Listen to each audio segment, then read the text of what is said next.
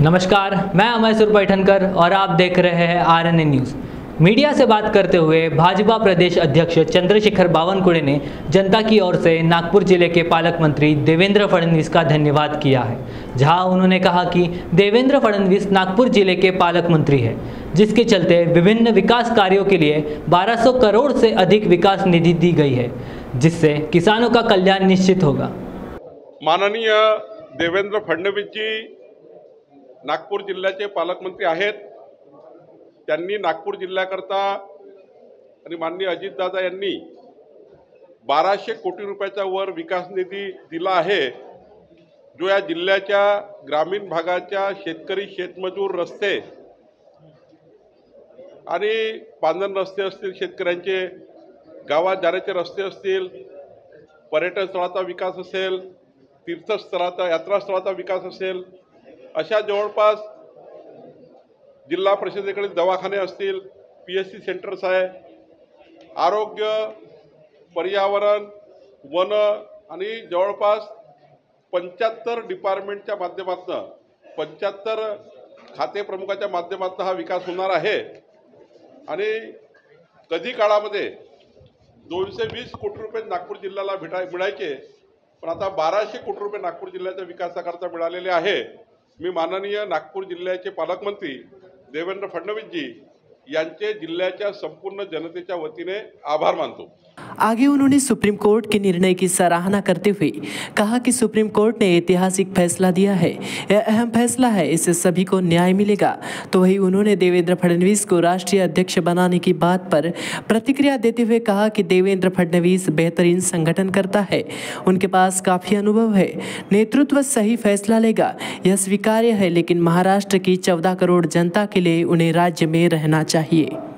हा सुप्रीम कोर्टाने ऐतिहासिक निर्णय दिला आहे आणि या निर्णयाने समाजाच्या ज्या काही मागण्या आहेत त्या मान्य होण्याकरता आणि जो वेळ लागतो तो वेळ कमी करण्याकरता अत्यंत महत्त्वाचा निर्णय आहे। ठाकरे गटाने देवेंद्र फडणवीस यांना राष्ट्रीय अध्यक्ष करण्यासाठी ज्या चर्चा सुरू आहे त्याला संघाचाही पाठिंबा असल्याचं कळते, कारण की त्यांचं संघटन कौशल्य मोठं आहे। तुम्ही कसं बघता या सगळ्या घटनाक्रमाकडे तुमच्या जवळचे समोर? माननीय देवेंद्रजी उत्कृष्ट संघटक आहे, उत्कृष्ट पद्धतीने शासन प्रशासन मध्ये त्यांचा काम करण्याचा मोठा अनुभव आहे, संघटनेला मोठा फायदा आहे। केंद्रीय नेतृत्व योग्य निर्णय घेतील, पण माझ्या दृष्टीने केंद्रीय नेतृत्वाने घेतलेला निर्णय आम्हाला मान्यच आहे किंवा मान्य होईलच, पण राज्याच्या 14 कोटी जनतेकरता महाराष्ट्रामध्ये देवेंद्रजींचं शासनामधलंही स्थान महत्त्वाचं आहे, संघटनेमधलंही स्थान महत्त्वाचं आहे। आम्हाला हेच वाटेल की देवेंद्रजी महाराष्ट्रात राहावे, कारण ते आमचे एकमेव नेते आहेत। आगे उन्होंने ठाकरे गुट पर प्रत्यारोप करते हुए शिवसेना ठाकरे गुट द्वारा चुनाव आयोग से की गई मांग को घेरा है, जहां आगे उन्होंने कहा कि उन्होंने जो मांग की है वह आयोग तय करेगा।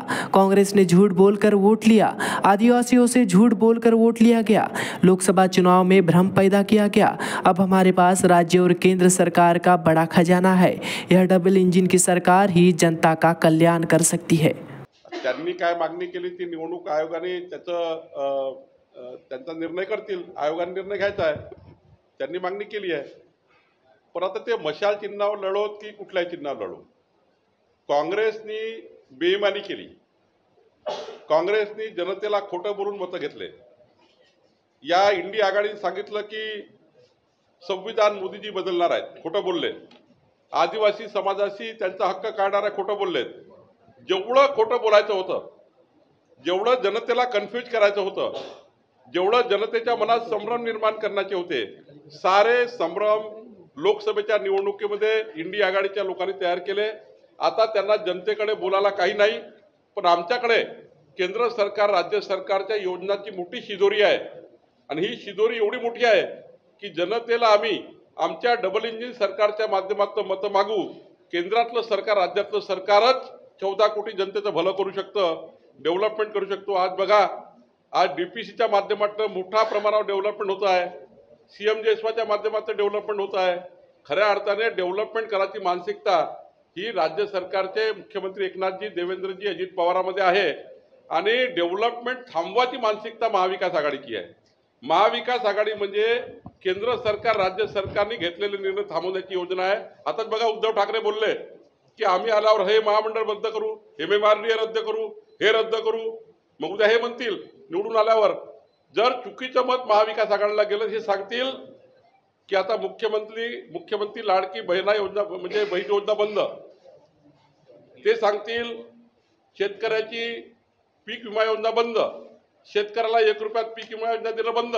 मी तुम्हाला दाव्याने सांगतो जर विकास आघाडीचं सरकार आलं राज्याचे इन्फ्रास्ट्रक्चर पूर्ण बंद करतील आणि सर्वात महत्त्वाचं शेतकऱ्याचं वीज बिल जे माफ केलं आणि पुढचे 5 वर्ष वीज बिल येणार नाही शेतकऱ्यांना, ही सुद्धा योजना महाविकास आघाडी बंद पाडेल.